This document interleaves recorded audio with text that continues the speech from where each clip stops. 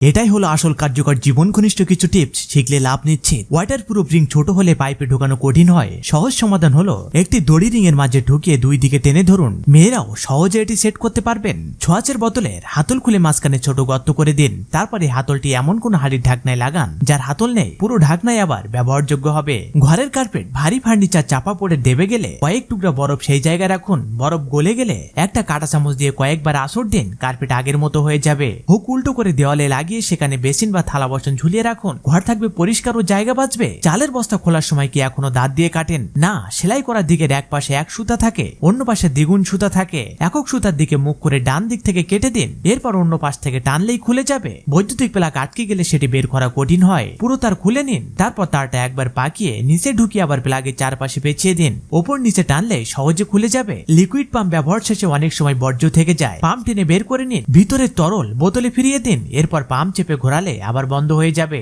একটু অপচয় হবে না। ফ্রিজ কিভাবে চালালে বিদ্যুৎ বাঁচে জানেন কি? গ্রীষ্মে 2 থেকে 3 নম্বর, বসন্তে 4, শীতে 5 থেকে 6 নম্বরে রাখুন। যত বেশি নম্বর তত কম ঠান্ডা, তাই বিদ্যুৎ কম খরচ হয়। সবশেষে অনুরোধ, আপনি কোথা থেকে দেখছেন সেটি কমেন্ট করে জানান এবং লাইক, সাবস্ক্রাইব ও ফলো করতে ভুলবেন না।